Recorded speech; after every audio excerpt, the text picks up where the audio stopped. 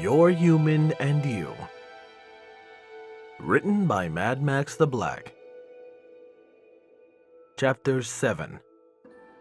Buyer Beware. Twilight, when was the last time you got any sleep? I'm telling you, Applejack, I'm not going crazy. I know what I saw. I'm not saying you are, Sugar Cube. I'm just saying that perhaps you didn't see what you thought you saw. This is better than daytime television. I'm telling you, Applejack, he did it right in front of me. Right in front of me. It was as plain as day. And I'm telling you that it's impossible. There's no way in Tartarus you saw that. And I'm telling you, for the last time, I know what I saw. I wouldn't be here otherwise. Where's the tub of overbuttered, overcooked, overpriced popcorn when you need it? I shifted my weight from one foot to the other, feeling the coarse hay underneath scratching at the soles of my feet. My owner and I were currently standing inside of a large barn, which was owned by one of her friends, an orange pony named Applejack. The two mares were having a heated debate at the moment, much to my enjoyment, especially because it was something that I had originally caused. Did you know that Twilight reads out loud to herself? I learned that little fact quickly when she had sat down to read Your Human and You.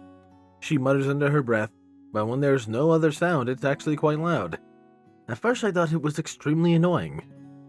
That was until she reached a chapter titled, Better Understanding of Your Human. Did you know that humans from this world apparently can't smile? No, I didn't know that either. Needless to say, I had put this newfound knowledge to good use the next day, and now there we were, asking Applejack for advice and help. I'm telling you, Applejack, I was just walking by him and he smiled at me, just like a pony. Twilight snorted, stomping her hoof on the ground and sending dust flying into the air. Twilight, you know as well as I that humans can't smile. And to make matters worse, She continued with a frustrated growl, Mare continuing to ignore her friend. he's been doing it non-stop, but only when I'm the only one looking. It was clear from Applejack's expression that she was done arguing. Rolling her eyes, the orange pony simply lowered her hat further across her face and turned away from Twilight. She limped slightly, her back left leg bound around the ankle.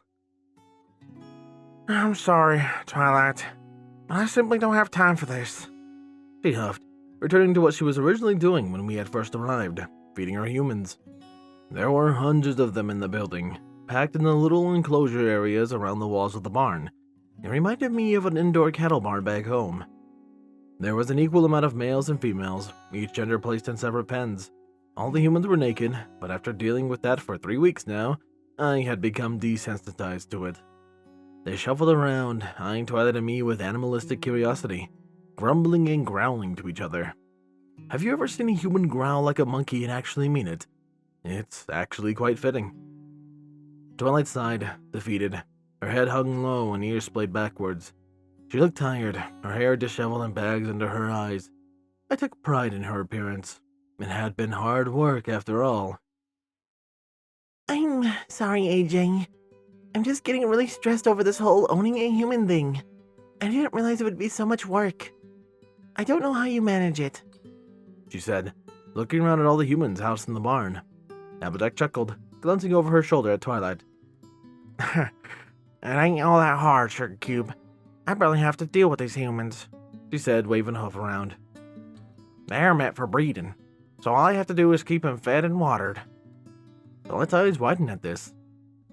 You breed humans? Just looking at Applejack in awe. I thought you just used them to help them around the farm.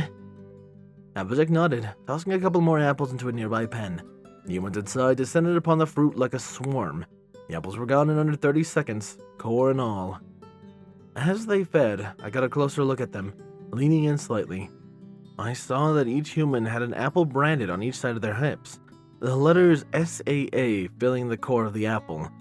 Seeing as this place was called Sweet Apple Acres, I assumed that the brand indicated that the humans belonged to Applejack, or at least her family. I leaned back and scratched at my shirt Rarity had made. Although calling it a shirt was being too generous. It was an old potato sack with holes cut into it, and boy did it itch. My pants were any better, looking like she had simply combined parts of a couple sacks into something that roughly resembled a pair of pants. They weren't the most comfortable things I had ever worn, but at least they protected me from the sun's rays, right? We use them both for breeding and working, She said, trotting to the next pen. We keep the working ones in a separate barn so they don't get mixed up.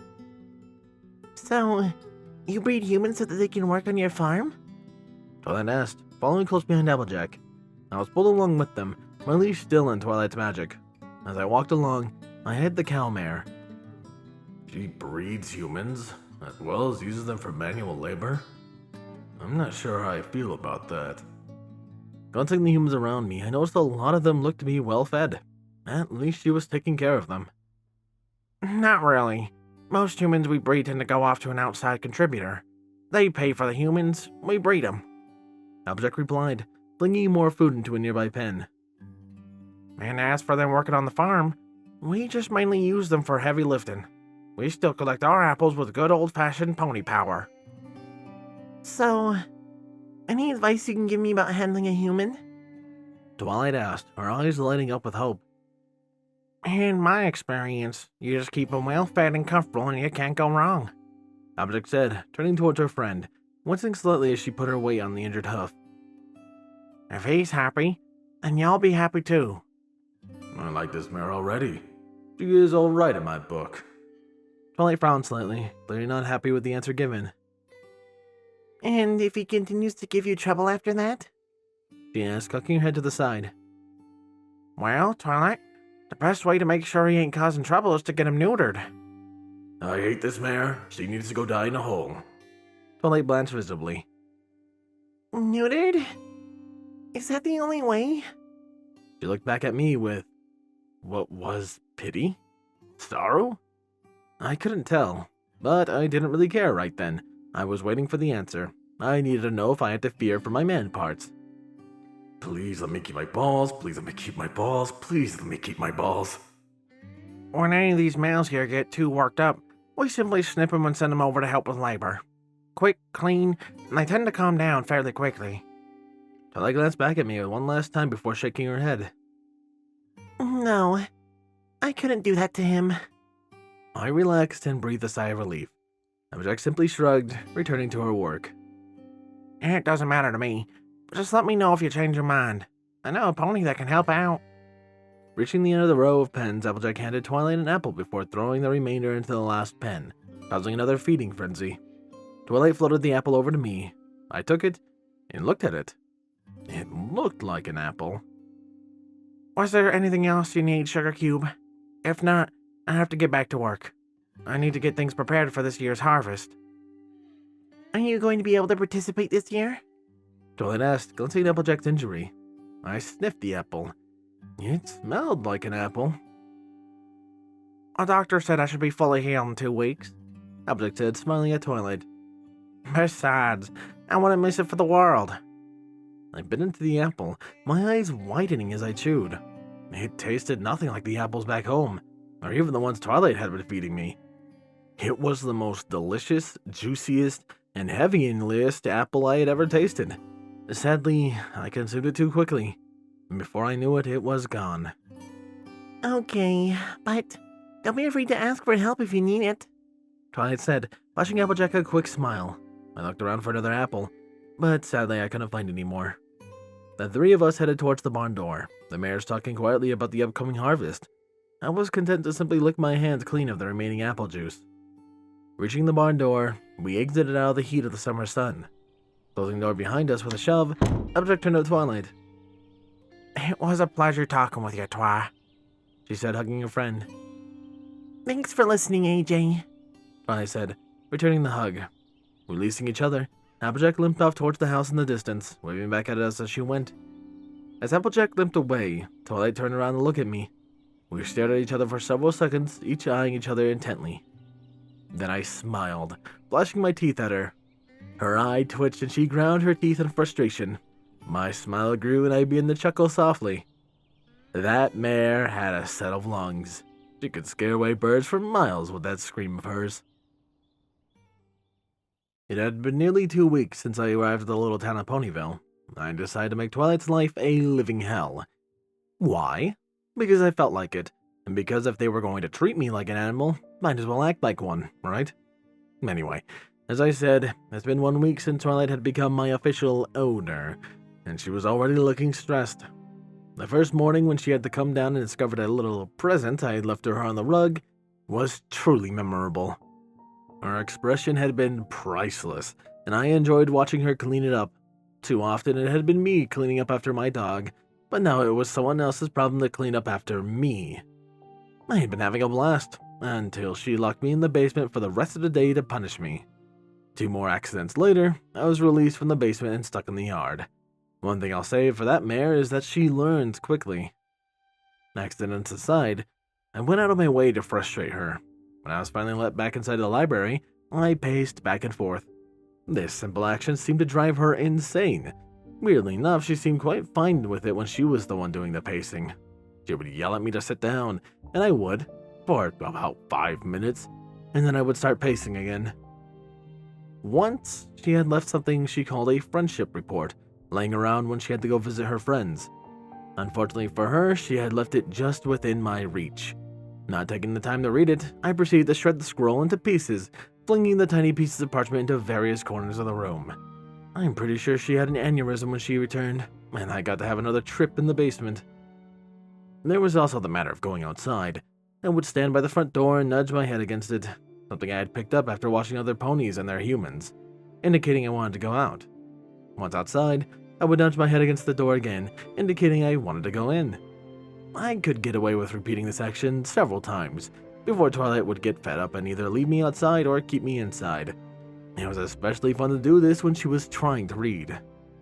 Another fun time for me was bath time. Twilight had to read in Your Human and You that you should bathe your human on a daily basis. Something about keeping our skin healthy or something like that. Needless to say, during these bathing sessions I managed to empty the tub at least twice each time she bathed me. Even with her magic I was able to get her soaking wet by the end of the bath. At night I would shuffle around downstairs, making as much noise as possible. As the night progressed I would start banging my fist on the wall and rapping on the window panes. Eventually, Twilight would come down to see what I was doing. Spike was still too terrified of me to be alone in the same room as me, and I would start nudging my head against the door. She would let me out and stand there as I wandered around the yard aimlessly. Frustrated, she would pull me back inside and head upstairs. I would rest for a couple of hours, and then start up again. Needless to say, after a week of this, Twilight looked stressed and tired, and I was actually beginning to enjoy myself. This whole being in another world thing might actually work out after all. We returned to the library after meeting with Applejack. Opening the door, Twilight entered and secured my leash to the wall as usual. Sighing, she climbed up the stairs, her head hung low. Watching her go, I chewed on the inside of my cheek. What's bugging her? I thought as she disappeared upstairs. Oh yeah, me. I smiled at this and proceeded to sit down in my comfy little bed. It wasn't that big, but my God was it comfortable. Even though I was lying on the floor, I never woke up with any back pains at all. Leaning against the wall, I closed my eyes and drifted off to sleep. Causing mayhem was tiring work. I was alone in the darkness. I couldn't see anything. There was nothing there for me to see anyway. I was absolutely alone. I see you, wanderer. I whirled around, searching for the source of the voice. Darkness greeted my vision. There was nothing here. If there is nothing, what is talking? The voice asked, amused. I started to run. I didn't care where I was heading, I just had to get away. I ran, but only darkness was with me. I was trapped in a never-ending blackness. You can't run from me, wanderer. The voice said, growing stronger. My pace increased, though it did little good. I didn't know what the voice was or who it belonged to, but I had to get away from it. My heart thudded in my chest, practically ripping itself free from my ribcage. Please, help them. Another voice said, this one sounding sad. What the fuck was going on? I continued running until I couldn't take another step. I crouched over with my hands on my knees and I gasped for air. The hair on the back of my neck stood up. Something was near me. Something was watching. Standing up, I slowly turned myself around, and what I saw made my heart stop. A pair of giant red eyes stared down at me, surrounded by a yellowish glow. The pupils slitted and demonic, constricted as they focused on me. I felt a scream rise up on my chest as my mind was consumed by those monstrous eyes. Laughter filled my head as I slowly began to fade. I see you. I woke with a start to the sound of my heart beating in my ears. Looking around, I relaxed as I remembered I was in the library. Leaning back against the wall, I wiped the sweat from my brow. The sound of hooves on wood drew my attention to the stairs that Twilight had descended. Her eld still hung low. Walking over to her desk, she placed a rolled-up scroll on it before turning to me. There was something in the way she looked at me that I didn't like. It was almost like regret. What is she up to? I wondered as she drew nearer. Reaching me, she checked to make sure the leash was secured to the wall before heading to the door. Opening it, she exited the library and closed the door behind her. I watched her go. I wasn't that concerned with where she was headed. She often head over to one place. Sugar Cube Corner, was it? She would meet up with her friends there to grab a bite and eat. She had taken me once, deciding that I would stretch my legs after being locked in the basement overnight. I sat with my back against the wooden wall, wondering what I was going to do to pass the time. I thought about going back to sleep, but after that dream, I wasn't that sleepy anymore. I ran my hand along my leash absent-mindedly as I thought. I froze as my fingers brushed over something. Lifting the leash to my face, I ran an eye over the length of the plastic. There, right there in the middle of the leash, was a rip. It was so small that I barely noticed it, but it was still there. I felt a smile slowly spread across my face. If there was a tear, then that meant I possibly had a way out. Standing up, I grabbed the leash in my hands and pulled. It quivered slightly as the material became taut, but it did nothing more. Grunting, I placed a foot against the wall and pulled harder. I saw the tear begin to grow. I was making progress. Straining with all of my might, I placed my other foot against the wall and pulled. I was basically standing against the wall, my bottle parallel to the floor as I strained against the leash. My face turned red as I strained. Finally, with one final tug, the leash snapped and I was free. I immediately fell, bashing the back of my head against the floor. I simply laid there, staring up at the stars dancing around my vision. Sitting up, I shook my head. The leash dangled from my collar, no longer attached to the wall. After many failed attempts over the past week, I was free. Now I could make a run for it. I could get to the forest before Twilight even knew I was gone. Mike wasn't here, he was off having a sleepover with the Cutie Mark Crusaders, whoever the hell they were. There was no one stopping me from running now. But first, I glanced around the library, an evil smile on my face. I was gonna leave Twilight a farewell present. Standing up, I began to look around for things to destroy. Twilight's desk caught my eye, as did the scroll she had placed upon it before leaving. Still smiling, I headed over to the desk and picked up the scroll. Popping the seal, I unrolled it and held it under a light nearby. Let's see what I'm about to destroy. My eyes scanned the document in front of me. It was a letter to Princess Celestia. Oh god, it's not another one of those friendship reports, is it? Looking closer, I noticed there were a few teardrops on the scroll, as if she had been crying while writing it. Curiosity got the better of me, and I began to read.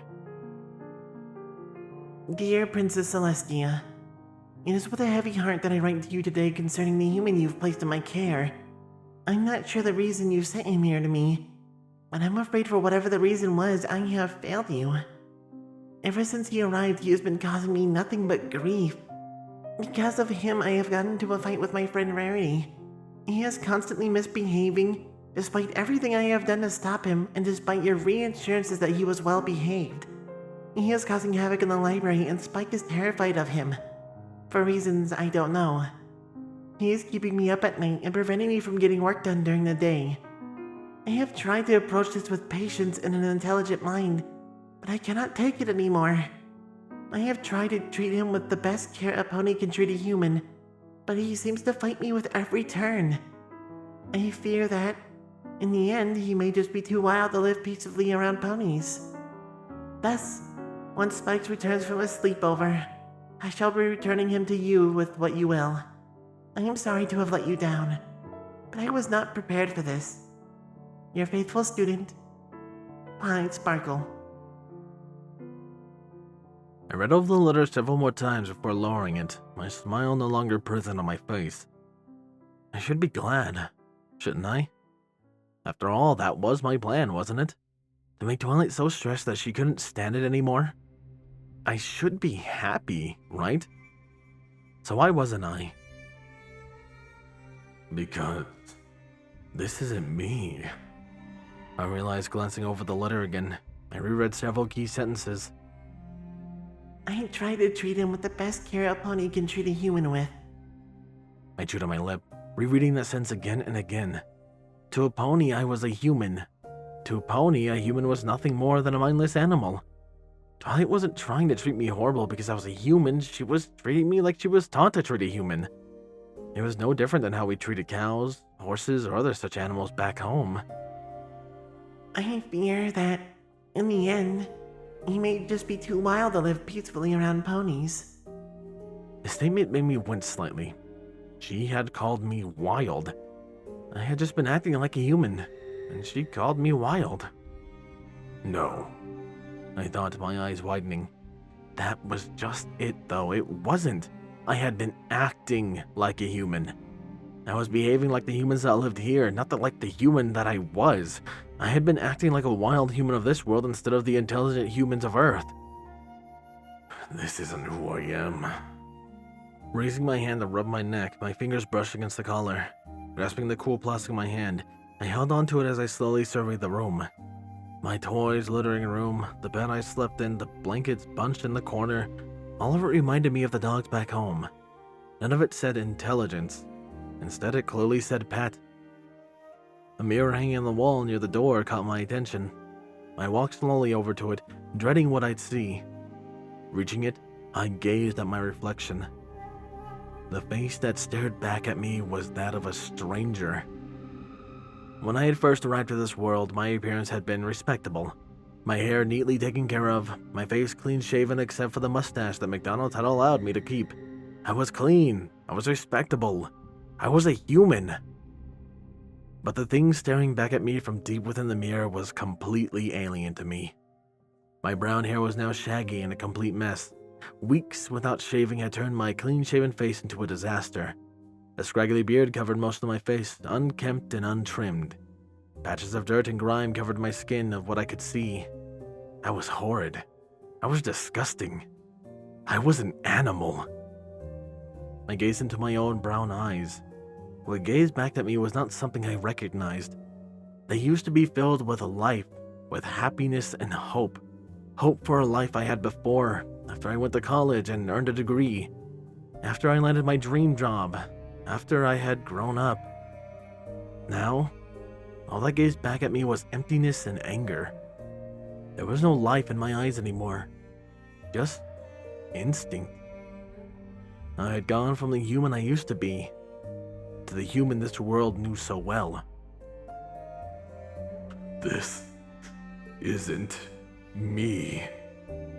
Tears slowly began to fall down my cheeks as I continued to gaze at my reflection. When did this all go so wrong?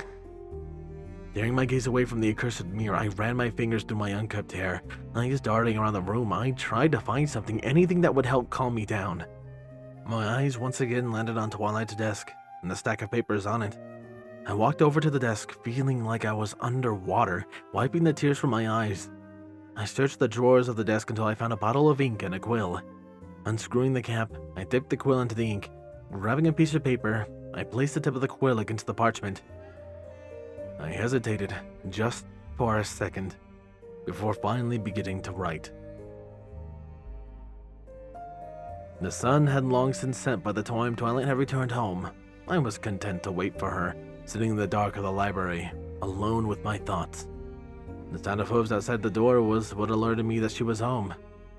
Opening the door, I saw her standing there bathed in moonlight. She had the saddest look on her face, and it brought tears to my eyes again. For I knew that I was the one who had caused it. She stepped into the library and closed the door. darkness enveloping us again. Sitting at our desk perfectly still, I heard her shuffling around, and to the sound of the lamp being turned on, a dim light filled the room, bathing everything in golden glow. She had her back to me, and she didn't see me right away. I saw her glance at my vacant bed. Her ears perked up immediately, and she gasped as her eyes found the tattered bit of leash still sticking out of the wall. She whirled around, wings flared as she scanned the room for me. Her eyes found me, and I gazed back at her unblinking. I could see the pain and fear well up in her eyes as tears began to form. You got loose? She whimpered, still staring at me. What in Tartarus did you destroy this time?